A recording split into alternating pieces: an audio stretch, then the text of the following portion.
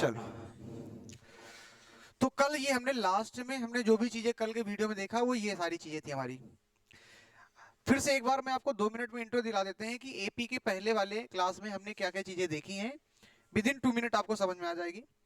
AP क्या थी? एक ऐसे नंबर्स का अरेंजमेंट जिसे हम प्रोग्रेशन का नाम देते हैं। एक ऐसा नंबर्स का सीक्वेंस जिनमें किन्हीं भी दो नंबर्स के बीच में कॉमन डिफरेंस क्या होता था? सेम होता था। पहली कंडीशन थी। हमने कुछ एग्जांपल दिए, जैसे 1 लिखा है, 3 लिखा है, 5 लिखा है, 6 लिखा है, ये ऑड नंबर्स की एक क्या सीक्वेंस दिखा रहा है। फिर मैंने कहा 1 2 3 एक नेचुरल नंबर था, ये एक होल नंबर है। अगर आप उन किसी भी सीक्वेंस के नंबर्स को ऐड कर देते हो तो वो कहलाती है सीरीज। इसके बाद हमने कहा हमें आज इस क्लास 10th के चैप्टर्स में पढ़ना होता है एपी। एपी का मतलब क्या होता है, उसकी सारी कॉन्सेप्ट हमने आपको बताई थी। हमने कहा कुछ नंबर दिए गए हैं, पता कैसे लगाया जाएगा कि एपी है कि नहीं है, एपी किसे कहते हैं। तो कोई भी दो नंबर्स होंगे, उनके बीच का जो कॉमन डिफरेंस होगा वो अगले दो कॉन्जुगेटिव नंबर के बीच का कॉमन डिफरेंस क्या होगा? सेम होगा। अगर ऐसा होता है तो एपी कहलाती है। इसमें जब हमने कहा 3 और 8 के बीच में डिफरेंस 5 है, 8 और 13 के बीच में डिफरेंस 5 है, 8 और 23 के बीच में डिफरेंस 5 है। इसका मतलब क्या है? ये एपी है। एपी की पहली शर्त है कि किसी भी नंबर्स के ऐसे अरेंजमेंट के सीक्वेंस में जिनमें किन्हीं भी दो कॉन्जुगेटिव नंबर्स के बीच का जो डिफरेंस है वो सेम होना चाहिए था। पहली कंडीशन थी। फिर हमने दूसरी इसी के साथ साथ में कुछ और चीजें की थी। हमने कहा जब कॉमन डिफरेंस निकाला जाता है तो निकालने का तरीका क्या होगा। इसके लिए हमने कल आपको बताया कि जो कॉमन डिफरेंस निकाला जाता है, जिसमें आपको सेकंड टर्म से पहले वाले टर्म को माइनस करना होता है। अगर आपके नंबर्स एपी के गिवन है A1 A2 A3 A4 A5, तो A2 माइनस क्या कर देना है? आपको A1 कर देना है। जो नंबर आएगा वही नंबर A3 माइनस A2 करने से आना चाहिए था, A4 माइनस A3 करने से आना चाहिए था। इस नंबर को क्या कहा जाता है? डी कहा जाता है। और यही डी स्मॉल डी से रिप्रेजेंट करते हैं, जिसको हम कहते हैं कॉमन डिफरेंस। A1 जो हमारा होगा इसको हम फर्स्ट टर्म के नाम से जानते हैं, जिसको हमने आपको ये बताया था। जब भी A1 आपको दिखाई पड़ेगा उसके लिए हम A मान लेते हैं। A1 इज इक्वल टू क्या मान लेते हैं?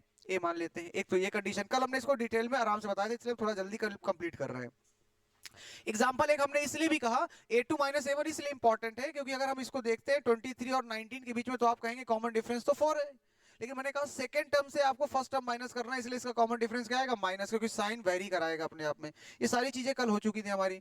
फिर मैंने एक अरेंजमेंट बताया। हमने कहा कि A1 को कैसे लिख सकते हैं, A2 को कैसे लिख सकते हैं, लिखने का तरीका आपको बताया था हमने, जिसमें A2 is equal to A plus d हो जाएगा, A3 is equal to A plus 2D हो जाएगा, A प्लस 3 से कल हमने समझाया था इसको सारी चीजें। फिर इसके बाद पहली एक्सरसाइज आपको दी गई है, कुछ नहीं करना है, केवल ये बताना है कि एपी है या नहीं है, काम हो जाएगा आपको। उसके सारे तरीके निकाल लिए जाएंगे। फिर इसके बाद हमने जो कल के बारे में डिस्कशन किया था वो जनरल फॉर्मूला ऑफ एपी।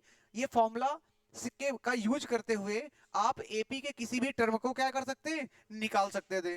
और उसका एक फॉर्मूला बन के आया था an is equal to a plus n minus one into d. ये करना नहीं है, लेकिन मैंने आपको बताया था फॉर्मूला बनता कैसे है और ये फॉर्मूला बना कैसे है, इसके बारे में आपको केवल आइडिया दिया था मैंने। ठीक है, तो आपको ये ध्यान रखना है।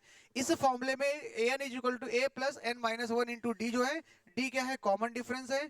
an is equal to nth term है और a हमारा फर्स्ट टर्म होगा। n is equal to number of terms होंगे। ये सारी चीजें आपको कल बताई गई थी।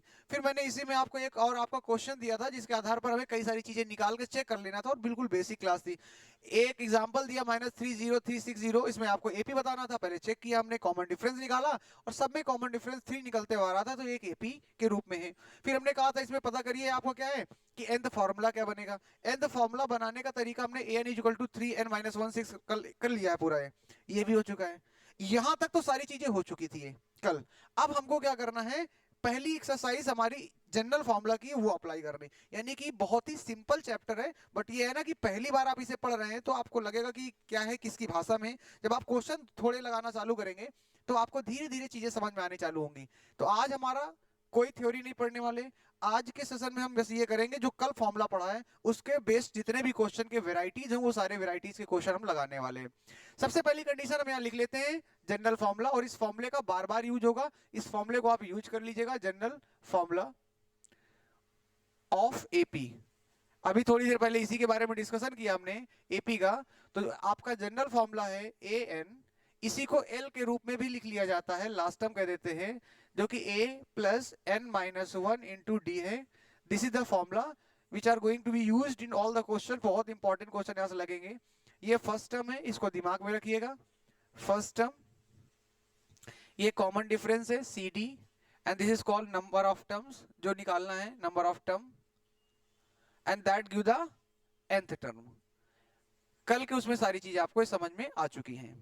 इस फॉर्मूले का यूज करते हुए पहला क्वेश्चन मैं आपके सामने लेके आ रहा हूं। पहला क्वेश्चन फॉर एग्जांपल आपको मैं ये दे रहा हूं, ठीक है। मैंने कहा आपसे एक एपी है, एपी, ठीक है। यह मैं आपको बहुत ही सिंपल तरीका देता हूं। पहले एक एपी है और उस एपी के कुछ नंबर्स है, नंबर दिए गए हैं 23, फिर आपका नंबर एक है 18, फिर आपका एक नंबर है 13, फिर आपका एक नंबर है 8, डैश डैश करते हुए चीजें आ रही हैं। पहला क्वेश्चन इसके तहत हम आपसे कह रहे हैं, ये बताइए चेक इट कि ये एक एपी है या नहीं है। चेक करिए कि ये एपी है कि नहीं है, पहला क्वेश्चन। दूसरा क्वेश्चन आपसे ये पूछा जा सकता है, ये बताइए कि इसका कॉमन डिफरेंस कितना है, ये आपको बताना है। तीसरा क्वेश्चन आपसे ये पूछा जा सकता है कि ये बताइए कि इसका nth फॉर्मूला क्या होगा, formula of nth term, nth term formula क्या होगा, आपसे ये पूछा जाएगा। और चौथा मैंने इसी में क्वेश्चन आपसे ये पूछ लिया कि ये बताइए कि इसका 25th टर्म क्या होगा, 25वां टर्म क्या होगा, इसकी वैल्यू बता दीजिए। ये क्वेश्चन बहुत सिंपल है, बोर्ड में ऐसे क्वेश्चन नहीं आएंगे, लेकिन इसका यूज जब करना सीख लेंगे धीरे धीरे तब सारी चीजें क्लियर हो जाएंगी। इतनी चीजें आपके पास थी।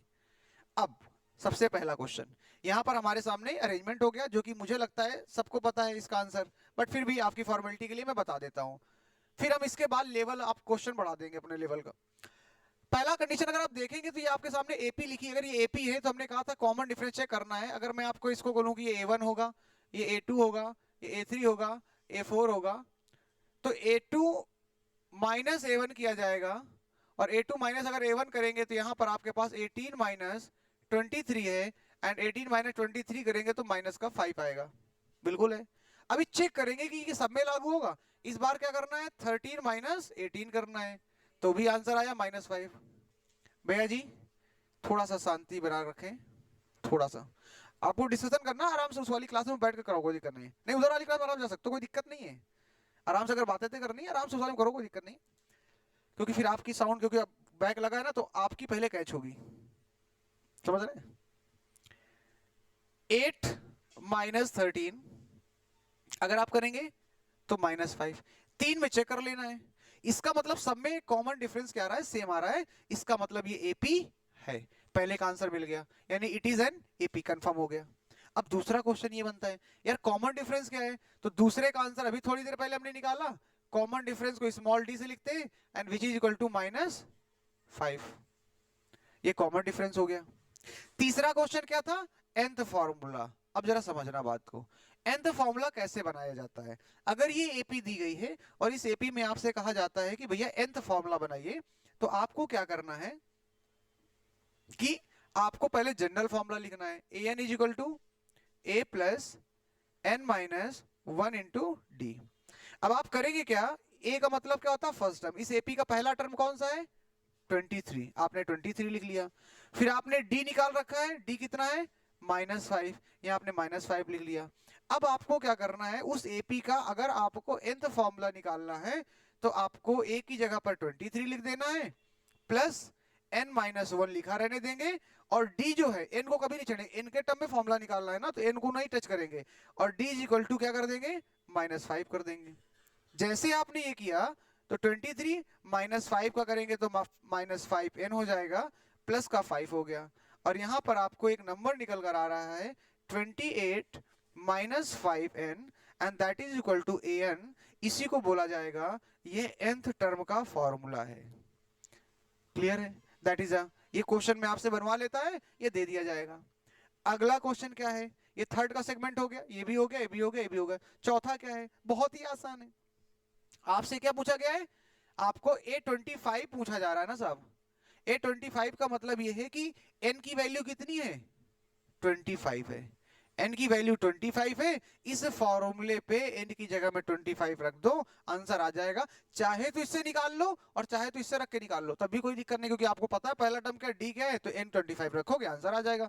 तो अगर आपने रखा तो n की जगह में 25 हो जाएगा इधर भी, और इधर 28 लिखा है, -5 इंटू 25, और अगर आप इसको सॉल्व करते हैं तो 28 माइनस 5 इंटू 25 होता है 125, और 125 से 28 माइनस करेंगे तो माइनस का 97 आएगा। यानी हमारे इस एपी का फायदा यही है कि आप डायरेक्ट क्वेश्चन को देखकर बता सकते हैं कि 100वां टर्म क्या आने वाला होगा, 15वां टर्म क्या आने वाला होगा, 25वां टर्म क्या आने वाला होगा, 30वां, किसी भी टर्म की वैल्यू बता सकते हैं आप कि वो टर्म कौन से नंबर में कौन सा होगा। That is the beauty of the arithmetic progression, और इसीलिए इसका यूज बहुत है, रियल लाइफ एप्लीकेशन बहुत ज्यादा होता है इसका। ठीक है, ये तो कंडीशन थी नॉर्मल सी। अगला क्वेश्चन दे रहा हूं मैं, अब ध्यान से सुनना है, क्वेश्चन बहुत इंपॉर्टेंट है और बहुत ही अच्छा क्वेश्चन है। अगर मैं आपसे ये कहता हूं, बताइए, how many numbers, how many number lie between 100 to 1000 which are divisible by divisible by 5।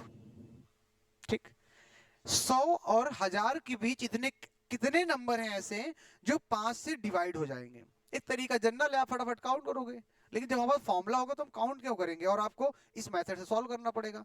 By AP आपको सॉल्व करना होगा, नंबर मिलेंगे नहीं, आप कितने बड़े ज्ञानी से क्या फर्क पड़ता है, बोर्ड में तो आपको लिखना है। And not only board but we have to understand, because ये चैप्टर जो 11th क्लास में भी चलेगा, और ये कंपटीशन की दुनिया में बड़ा अच्छा चैप्टर है। मतलब ये 10th के ये चैप्टर ऐसा है कि जो 11th क्लास में चलेगा तुम्हारे साथ में, और किसी भी कंपटीशन में जब तक तुम्हारे साथ मैथ रहेगी तब तक ये चैप्टर रहने वाला है तुम्हारे साथ। तुम आपकी आईआईटी की तैयारी करोगे, तगड़े क्वेश्चन आते हैं भाई साहब इससे। आप डिफेंस में जाना चाहते हो, क्वेश्चन नहीं छोड़ेंगे पीछे। इवन की गवर्नमेंट जॉब में भी इस चैप्टर का योगदान है, तो आप कहीं नहीं छूटने वाला चैप्टर। अब आते हैं पहली कंडीशन, सॉल्यूशन। क्योंकि पहले बार ये क्वेश्चन लगा रहे हैं तो मैं आपको प्रॉपर तरीके से समझा देता हूं कि क्वेश्चन लगाया कैसे जाएगा। समझ आ रही हो? हुँ? कैसे लगाया जाएगा बताओ भाई सब, कैसे लगाया जाएगा? नहीं आएगा, कोई आइडिया नहीं है? चलो मैं बताऊंगा। बिटिया कोई आइडिया कैसे लगेगा? नहीं आइडिया है? देखो, गौर से देखो इस क्वेश्चन को, आंसर तुमको दिखेगा। कैसे देखना? अरे क्वेश्चन देखने से आंसर मिलेगा बिटिया तुमको। आंसर देखो, सॉल्यूशन।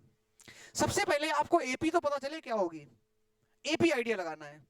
तो 100 और 1000 के बीच, तो सबसे पहले क्या करना है, एपी निकालना है। अच्छा, 100 के बाद पहला नंबर कौन सा होगा जो 5 से डिवाइड होगा, वो कौन सा होगा? 105। ये तो डायरेक्ट दे दिया, सिंपल, इसलिए तुरंत बना लोगे। क्वेश्चन की वैल्यू 7 आएगा, 3 आएगा, फिर हमको चेक करना पड़ता है। 105, इसके बाद अगला नंबर कौन सा होगा जो डिवाइड होगा? 110 हो जाएगा, इसके बाद 115 हो जाएगा, ऐसे चलते चले जाएंगे 5 करते हुए।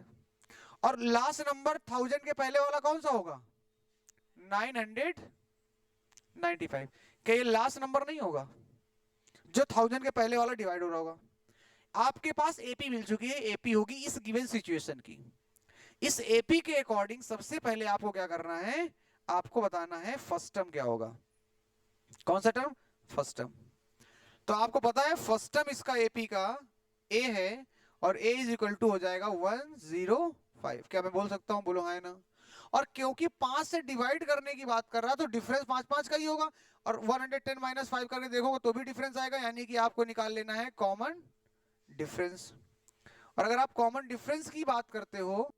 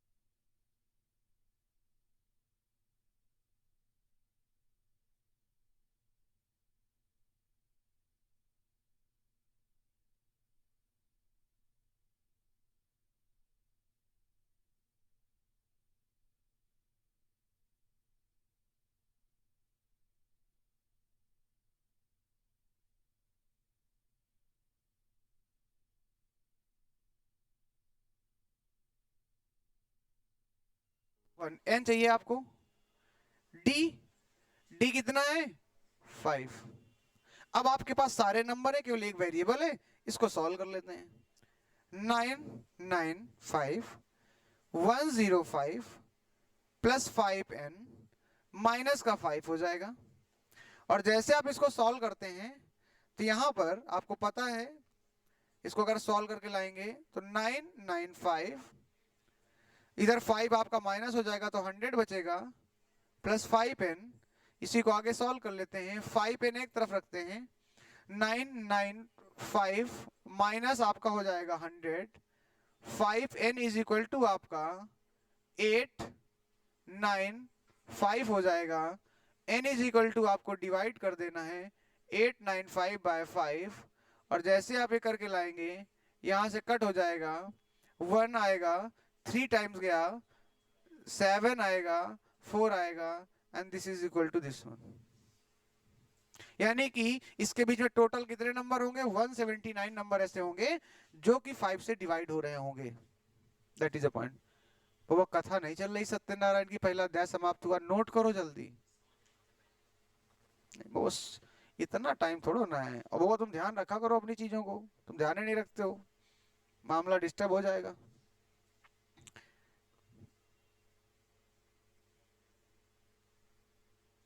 बंद कर दो।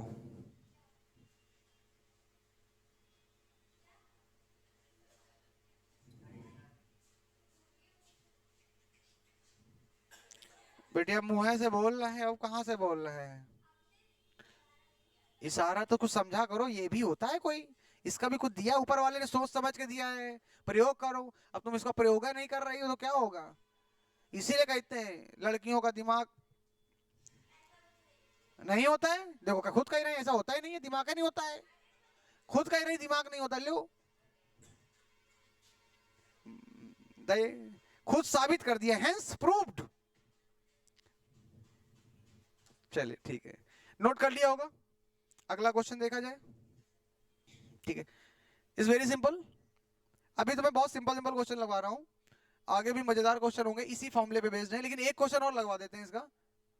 नोट करेंगे? हो गया नोट ना? कर लेंगे आप, सॉल्यूशन खुद निकालिए ना, फोटो खींच के डाल देंगे आपको हम ग्रुप में। चलिए अभी आते हैं अगला क्वेश्चन। अब मैं इसी में आपसे अगर कह देता हूं, मुझे बताइए कि एक क्वेश्चन और प्रैक्टिस कर लेते हैं। हाउ मेनी नंबर,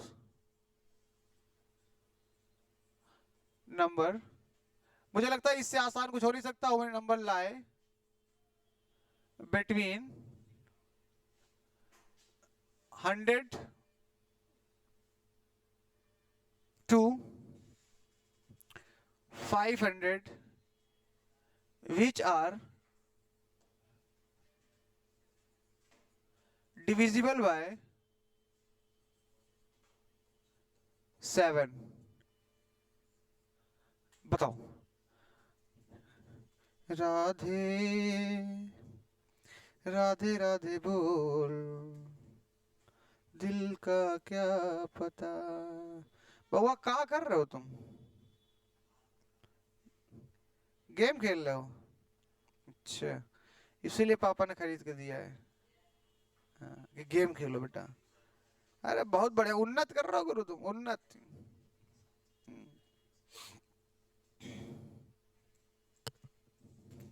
चलो सही है। सांसों की माला से सिमरूं मैं एक नाम। हाँ हो गया? नहीं कर पाए? देखो बेटा फटाफट देखो, अब स्पीड से करूंगा मैं थोड़ा। इस बार पहली बार मैंने स्लो किया था, इस बार मैं स्लो नहीं करने वाला, ध्यान से सुनिएगा। सबसे पहले आपको देखना है कि 100 के बाद पहला नंबर कौन सा है जो डिवाइड हो रहा हो 7 से। The first number which is divisible by 7 after the 100 that you have to find, because you have to find the AP, and the first number is equal to what that is divided by 7 is 105। पहला number है, देख लीजिए। 105 ही तो पहला number divide होगा, 101 होगा नहीं, 102 होगा नहीं, 103 होगा नहीं, 104 होगा नहीं। कैसे टॉप आदमी तुम निकाल ही नहीं पा रहे हो। तो पहला नंबर है आपका 105, और सब में 7 ऐड करते चले जाइए तो अगला हो जाएगा 112, 117, सॉरी 112 है तो आपका 119, and is like that going, but you have to also find the last number which is also divisible by the 7, कौन सा, जल्दी बोलिए। 400। अब आपको 500 में चलना, पहले 500 डिविजिबल होगा नहीं, मतलब 499 डिवाइड हो रहा है, नहीं हो रहा है। फिर 498 पे आएंगे, क्या डिवाइड हो रहा है? 498 नहीं होगा। कंप्यूटर सर आ चुके हैं, निकल लो, कंप्यूटर सर आ चुके हैं, फटाफट जल्दी जल्दी पहुंचो। उनसे कह दो अगर करना है तो 5 मिनट वेट करें। नहीं नहीं बोल दो, कर रहे हैं वो, नहीं तो बोल देना कर रहे हैं, करना है, फिर हम लोग उधर चलेंगे थोड़ी देर में। हाँ, 497 is the first number, last number which is divisible by 7। ये बोर्ड में क्वेश्चन आ चुका है, इसलिए मैं डायरेक्ट इन्होंने क्वेश्चन करा रहा हूँ, पहले ये आ चुका है बोर्ड में। अब सबसे पहले क्या करना है, a इज इक्वल टू कितना है 105, d इज इक्वल टू कितना है 7 होगा, एंड लास्ट में an तुम्हारे पास आ चुका 497। तुमको क्या निकालना है, n की वैल्यू चाहिए, कितने नंबर थे, फॉर्मूला लगाया तुमने, an is equal to a plus n minus 1 into d, an is equal to आपने लिख दिया 497 is equal to a is equal to रखा आपने 105 plus n minus 1 into d, आपका d इज इक्वल टू दिया गया है 7। यहाँ पर आपने तुरंत सॉल्व किया इसको, 105 प्लस आपका हो जाएगा 7n माइनस 7, यहाँ से आपको 497 इज इक्वल टू 105 में माइनस कर दोगे तो 98 बच रहा होगा आपका नंबर, 98 और प्लस 7n हो जाएगा। इसके बाद इसको सॉल्व कर लेंगे आप, जैसे सॉल्व करेंगे आप तो 7n is equal to 497 minus 98, 7n is equal to कितना बचेगा 399, और जैसे आप n की वैल्यू निकालेंगे 399 अपॉन 7 करेंगे, कट करेंगे 5 यानी कि 5 टाइम जाएगा 35, 4 बचेगा 49 हो जाएगा, और 7 सते 49, n इज इक्वल टू कितना आ रहा होगा 57। यानी ऐसे 57 नंबर होंगे जो डिविजिबल होंगे 7 से, दैट इज लाई बिटवीन 100। ठीक है, this is the things. Clear है, बोलो भैया क्लियर है, बात से क्लियर आ रही है समझ में? ठीक है, तो ये चीजें आपको क्लियर है, कॉन्सेप्ट थोड़ा थोड़ा समझ में आ रही है, पता चल रहा कैसे हो रहा कार्यक्रम? हाँ जी, हाँ हो गया है तो हो ही गया है, कोई दिक्कत वाली बात नहीं है। तुमको आ रहा कि नहीं आ रहा, बस मामला ये है। ठीक ठीक, कोई दिक्कत नहीं। तो ये तो आपको चीजें यहाँ तक क्लियर हो चुकी हैं। ठीक है, इसमें इतना ही रखते हैं, आगे कार्यक्रम लगाते हैं, मतलब बहुत ज्यादा नहीं रखेंगे, धीरे धीरे करेंगे कार्यक्रम, तो नेक्स्ट वाले क्लास में बाकी कुछ रखेंगे, इसके बाद इसको यहीं पे रोकते हैं।